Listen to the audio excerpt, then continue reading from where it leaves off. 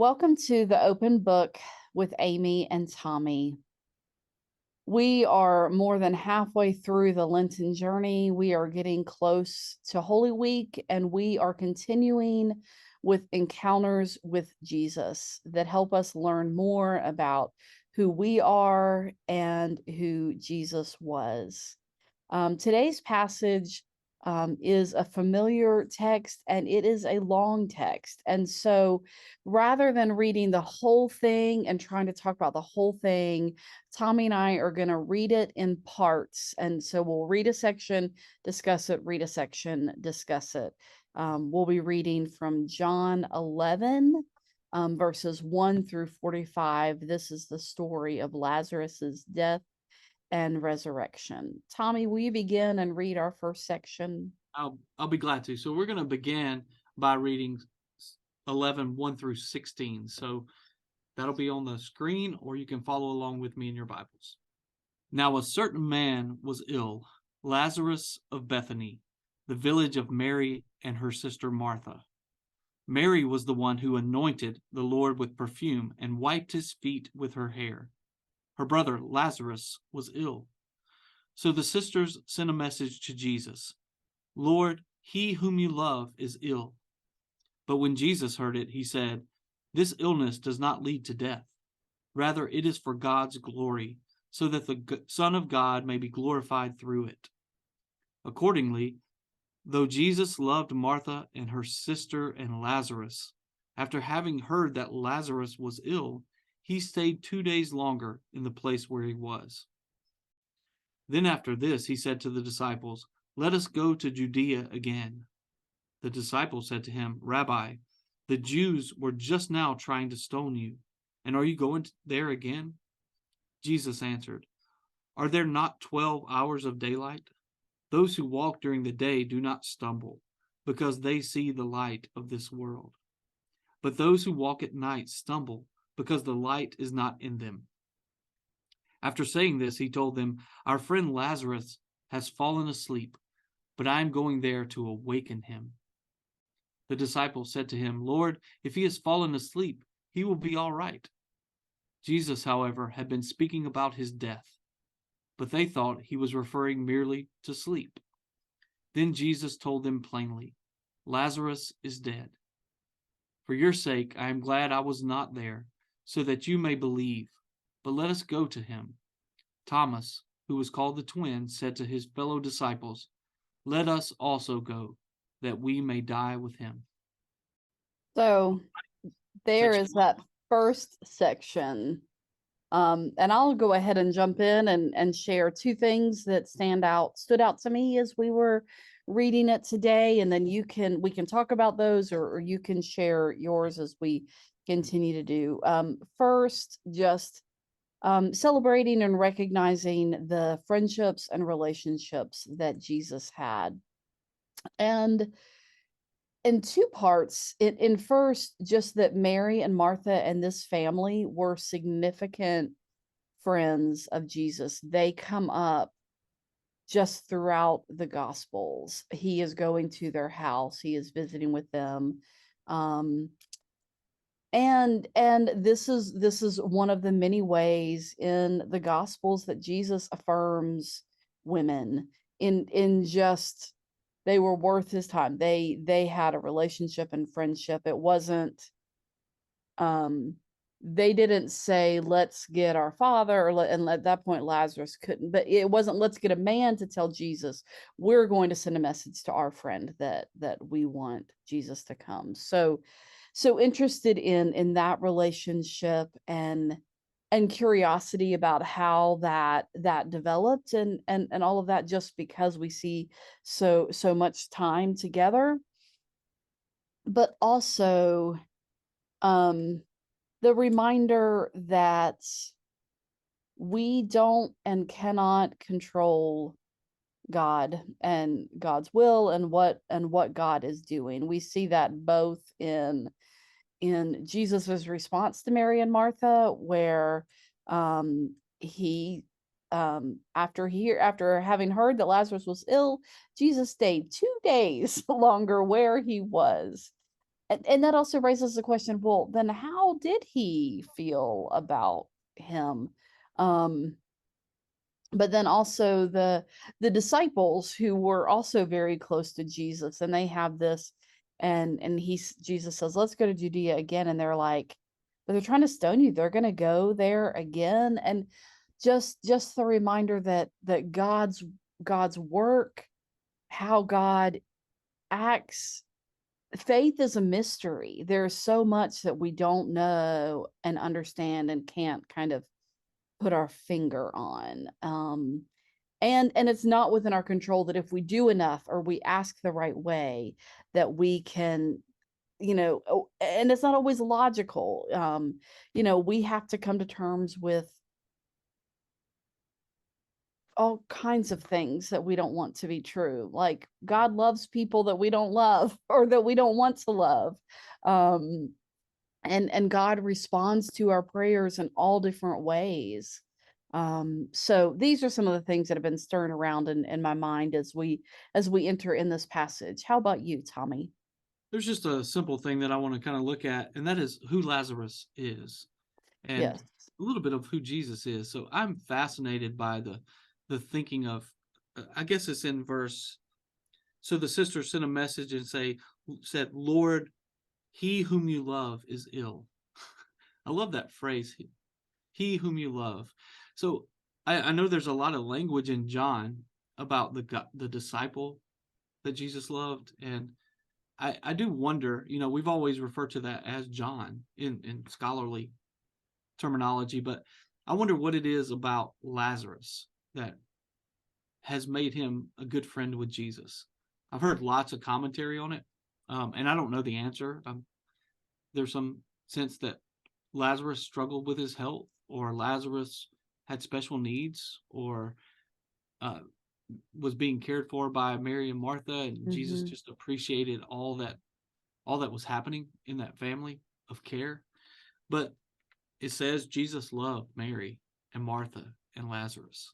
And so I think that's a very interesting kind of, as you talked about relationships. The other thing that I was thinking about with the whole Gospel of John is the focus on two things. Jesus as light of the world. So there's a sense of light. And there's also Jesus who gives life and gives it abundantly. So light and life versus death and darkness go all throughout John's gospel. So we have that a couple of times in here of this idea of life and death, and a sense of what that might look like in this passage, as death, everyone assumes, has the last word, and yet Jesus brings life in the midst of this because of his love for everyone, but specifically in this situation, his love for Lazarus. Yeah. So let's keep going. Let's look at the next passage so we can keep the narrative running. So you want to read that for us?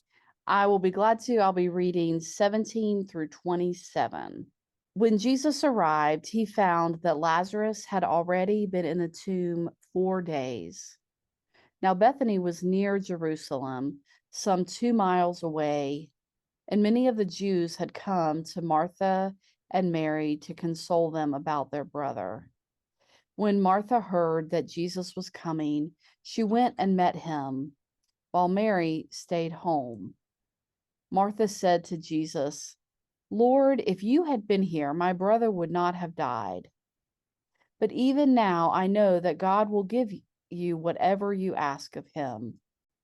Jesus said to her, Your brother will rise again. Martha said to him, I know that he will rise again in the resurrection on the last day. Jesus said to her, I am the resurrection and the life. Those who believe in me, even though they die, will live. And everyone who lives and believes in me will never die. Do you believe this? She said to him, Yes, Lord, I believe that you are the Messiah, the Son of God, the one coming into the world. Beautiful text. It is. And I just did a funeral this weekend, and this is often I use this text in funerals. I am the resurrection and the life. Mm-hmm. And this idea that we have here that Lazarus has died, people are all around comforting the family, Mhm. grieving their loss with them. I love that this concept of community at the beginning of this text. And then when Martha hears Jesus coming, Mary's still staying in the house. So Mary, I think we have different reactions to grief. Mhm. And I think this is a great example of this, where Mary just doesn't, maybe she just can't deal with people at this point. Yeah. Martha's probably the one that's actually serving those sandwiches and trying to, you Mhm. know, dealing with her grief by getting things done. I know Mhm. those people as well. And when Jesus comes, there's still a rawness to this grief. So when Jesus comes, I think Martha is both overjoyed to see him, but is also confronts him and says, if Mhm. you had been here, he would not have died. Yeah. And that may be a situation that a lot of people face when they have a loved one die. Mhm. I prayed, I prayed, I prayed, and yet Yeah. the loved one dies. And what do we do with that? And what does it mean to say that Jesus wasn't here with us in this time of need? Because I believe, that Jesus is present with us in our deep times of need. The Spirit of God is with us. Um, but here, this idea, the confusion that Martha believes Jesus is talking about the resurrection in the last days. And she has been taught well. And so she Mhm. knows that that is true. Um, maybe, and I don't think she even cared. I mean, I think that is a trite statement for her in some ways. Just like we say, one day we'll get to go there too. She's in a better place. Mhm. Whatever we might say that are just maybe trite expressions when they're heard in your time of grief. Yeah. But Jesus turns it on her and says, wait, I am the resurrection and the Yeah. life. This is not a future thing. Resurrection is now. I am the way of life, and Yes. I'm the light of the world, and I bring life and light out of darkness and death. And Yeah. as I do believe this, and this is one of the primary confessions of faith in Scripture, and it comes from Yes. Martha. Yeah. Yeah. And that was it, reading and finding here placed in the story, because that's a really familiar passage and this is a really familiar story. But here, right when we're going to experience the first resurrection in the Gospels, and kind of a preview of what may be possible, is the I am the resurrection and the life.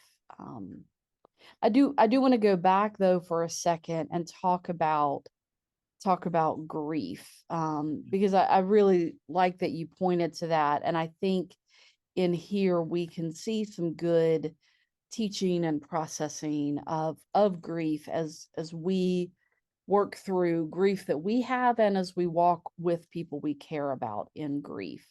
Um, Elizabeth Kubler-Ross has the 5 stages of grief. One of those is anger, and one is, and I can't remember the exact word, but kind of bargaining, I think is the right word. And so I see the bargaining in the, but if you had been here, and God will do whatever you ask, and kind of that, trying to work for and ask for a different outcome. But I really wanted to go back to the anger, because I do think there is this relief that Jesus is finally present and everything is better when he is there. But when I read this passage, I see both of them, both Mary and Martha, as angry. Um, and how they deal with it. And so for me, this is a reminder of how we grieve. It just looks completely different. And so Martha goes out with her anger and just confronts Jesus straight away. And this is my interpretation. Where I'm seeing this, and says, well, if you had been here, this wouldn't have been. And so she voices and really is really honest with it, where Martha is like, I don't even want to be around him. um and I don't know if that is how it goes, but um and what they were feeling, because they're their feelings and not my feelings. but for me, just reminding that how we grieve and what that looks like, even if we're feeling similar things, can look completely different. Um, and there's a whole range of hues and depth and all of that in grief is difficult, and grief is really complicated. And so, and in a minute we'll see Mary's response, And but let me say seeing, too that yeah, I'm just going to throw in a book recommendation here yeah, that, or anybody, the Kate Bowler book. yeah, Kate Bowler is at Duke University, and she has a book called um, "Everything Happens for a Reason and Other Lies I've Loved." yeah, And I think the value of this book is for those of us who aren't in grief, mm-hmm, we tend to try to say things to make people feel better, mm-hmm, and sometimes the things we try to say actually tend to hurt more than help. yes, Being yeah, present with people is a lot more effective mm-hmm, than yes, just saying, and then trying to provide answers, trying to say the right thing. No need to do that. And that book kind of says, don't say everything happens for a reason, because that just creates even more anger. So yes, yeah, we should put and in God have her for taking this case, away from me. if you're not familiar with her, she's a young, at least well, still is young, but in Yeah. as the book was written, she was in her 30s, a young professional just beginning, a great career, a young mom, and she was diagnosed with stage 4, what, cancer? Cancer, but Cancer. I can't remember what kind. Yeah. And so it was really, so she's not writing from a professional expert, psychiatrist expert. She is a theologian, but she is writing as someone who is going through the most challenging experience of her life, and having people say things to her like everything happens for a reason. Well, what is the reason that I have a toddler and I could die this year? And so really wrestles with and shares some good and honest responses that are helpful. It's really it's a great book and great resource as we go through this. Let me just And say one more thing yeah, here, because I think sometimes it's hard to remember where Jesus is in this story. So we just talked about in the last little pericope that Thomas says, "Hey, let's go that we may die also with Jesus." yeah, And then we're in Bethany, nearly only 2 miles away from Jerusalem. So hmm, we're moving in John's gospel. toward, This story kind of leads to the people wanting Jesus to die in John's gospel. hmm, And so there's a lot of stuff going on with Jesus and the disciples too. yeah, So there's both the grief of his friend dying, but there's also the knowledge or fear or whatever may be going on in Jesus about what the next weeks will hold. yeah, So there's a lot of emotion in this text that we can just read kind of flatly. yeah. When it's Jesus is stressed, the disciples are stressed, Mary and Martha are stressed. Yeah, and there's these Lots going on. parallel stories of what is and what is to come, and what this means. And I think so many times, and I talked recently, sometime this year, about um family members who faced cancer and death, and the spouse talked about his understanding of faith and resurrection differently through his wife's coming death and eventual death. And so as we so coming back to and reading, the resurrection and life, and the already and not yet, and how people are present with us and how we will be present with them, especially after death, and those all of that. But at the heart of that is Jesus, who is the resurrection and the life. Um, and And we have to sit then with the question of everyone who believes in me will never die. Do you believe this? Um, and so, um, yeah, and then we see in Martha's response some kind of working it out. Yeah, this one day, and then kind of no, but now. And so all of the how our faith continues to grow and develop, and how different circumstances and moments in our life teach us about God and teach us about ourselves and about relationships. Well, let's keep Yeah. reading. I'm going to jump in Let's and move read. on and see what Mary has to say. This is 28 through 37. When Martha had said this, she went back and called her sister Mary and told her privately, "The teacher is here and is calling for you." And when she heard it, she got up quickly and went to him. Now Jesus had not yet come to the village, but was still at the place where Martha had met him. The Jews who were with her in the house, consoling her, saw Mary get up quickly and go out. They followed her because they thought that she was going to the tomb to weep there. When Mary came where Jesus was and saw him, she knelt at his feet and said to him, "Lord, if you had been here, my brother would not have died." When Jesus saw her weeping, and the Jews who came with her also weeping, he was greatly disturbed in spirit and deeply moved. He said, "Where have you laid him?" They said to him, "Lord, come and see." Jesus began to weep. So the Jews said, "See how he loved him." But some of them said, "Could not he who opened the eyes of the blind man have kept this man from dying?" So So here we see Mary's response. Um, we also see Mary. It's also interesting that Martha is an individual story, and Mary has a crowd, which for me reminds me the work of grief and the work of faith is both personal and individual and corporate, and involves other people. And were those that followed her out to the tomb following her to watch and see out of curiosity? Were they going to be with her and just to be present with her? um but both, the presence of others. So I'm kind of pondering that. And again, she goes to Jesus with the, "If you had been here." They both have such a faith that this didn't have to happen, but you didn't come, and so it did. So what is speaking to you in this passage, Tommy? So I don't know. This is kind of new to me, so I haven't explored it a lot.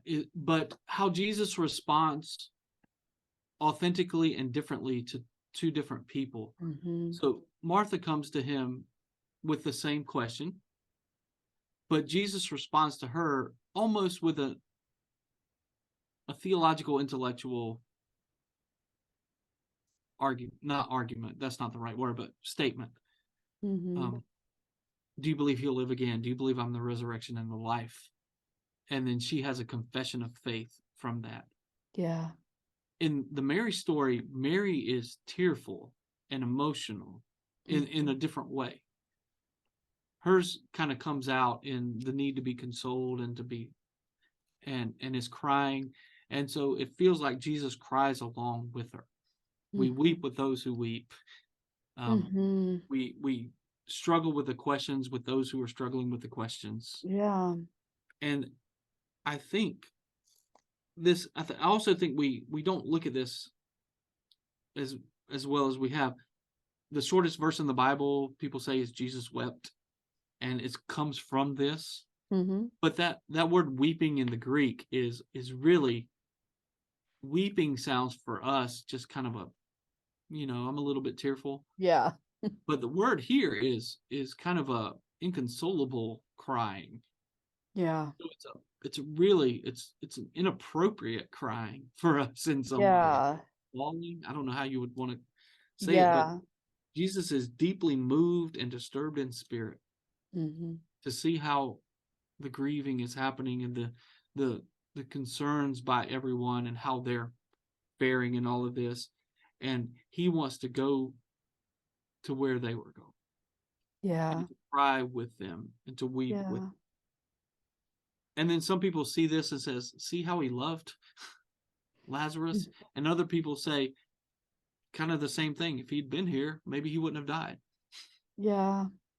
So I think there's both. I think both of those things are the questions that we have. Right. See how he loved Right. them, but we believe that to be true. But what is he doing about it? We don't know that Yeah. at this story. And aren't those questions so present to us today and in our own experiences with people who we know and love and value who are going through health and medical crises and death of you know we believe Jesus feels and grieves and cries and is sad with us and also but why didn't he do anything? He could have done something. This didn't have to be. Um, so Yeah. so grief involves questions. And so much of this is goes back, to some of that bargaining in our own grief work about trying to make sense. It seems, so often if there's a reason or if there's some understanding that we can point to, but what do we do with that? um and again, faith calls us to remember that Christ is present with us in our suffering, and that's the promise that we can hold on to in our grief, is that Christ is present and weeps along with us. And we'll continue at verse 38 through 45. Then Jesus, again greatly disturbed, came to the tomb. It was a cave, and a stone was lying against it. Jesus said, "Take away the stone." Martha, the sister of the dead man, said to him, "Lord, already there is a stench, because he has been dead 4 days." Jesus said to her, "Did I not tell you that if you believed, you would see the glory of God?" So they took away the stone, and Jesus looked upward and said, "Father, I thank you for having heard me. I knew that you always hear me, but I have said this for the sake of the crowd standing here, so that they may believe that you sent me." When he said this, he cried out with a loud voice, "Lazarus, come out." The dead man came out, his hands and feet bound with strips of cloth, and his face wrapped in a cloth. Jesus said to them, "Unbind him and let me go." Many of the Jews, therefore, who had come with Mary and had seen what Jesus did, believed in him. And all of this leads me back to something I said in the beginning, that faith is full of mystery, and so it is full of questions of, well, what is the point? And why bother, and what does this mean, and and more about and more about that, finding meaning, um and living and being comfortable with the questions and with the letting go of, and again, what I said in the beginning, what all in life that we can't control, and life is full of things that we can't control, and living and believing and having faith in God, who created us and gave us life, and who sustains our life and grieves when our life is over, um, because we meant something to the community where we live, and the world that God gave us. Um, So there, let me say a word about funerals since I just did a yeah, couple recently. I've been thinking about this, that we have a tendency to avoid death or Yes. avoid even talking about death. We have so many analogies for death, like passed away, or a little more crude, kick the bucket. Um, it is interesting how hard it is for us to say that someone died. Yes. Yeah. And then when we do have someone who died, we say, well, we don't want this to be sad. We want to have a celebration of life, a joyful Right. experience. I'm not critiquing that. I think that's an important thing. Yeah. Celebrate the life of someone that we loved. But But sometimes we rush to that too quickly. yeah, not at the expense of not grieving and not feeling and not having some way to sit with our questions and feelings about no longer having this person. It's sad. It Yeah. should be. It should involve weeping. It Hmm. probably involves a lot of questions, anger, Yes. bargaining, Yes. denial, all of the Yeah. things before we ever get to acceptance. Hmm. Um, and then the people I talk to say, it doesn't necessarily get better with time. I think Sam Wells says something too that says um, if you can't make it better, make it beautiful. Mm, And I think some of that comes into this. Like, how do we say death is a bad thing, but Christ has overcome? right. In John's gospel, part of the resurrection is the defeat of death. Hmm. That's what's being talked about here. Yes. We in the gospel reading is the defeat of sin and death. But when we talk about it in church, we just think about it as the defeat of sin. Yeah. So what does it mean to pull death back into the story and say, in the Christian tradition, death is not a good thing. It's a natural thing. Yeah. But resurrection is saying that death does not have the last word. Yes. Yeah. And I think that's important. So I there's this phrase here of unbind me at the end. hmm And I really like that too, because that becomes like there's a freedom in all of this. yes. What has been Hmm. binding us, Hmm. we have the ability to let that go and to trust in the God who is the resurrection and life. Yes. So I love how it kind of ends there. Yeah. Yeah. And there is freedom and wideness in the life and the abundant life that comes only from Christ. It cannot hold anything in, even death. Um, and so this promise of life, and the fullness of life, um, is such a gift, such a gift. Yeah. And I think a good place for us to end today. Oh. So thank you for joining us. We look forward to being with you in worship, and meeting again next week. Until then, go in peace. Peace be with you.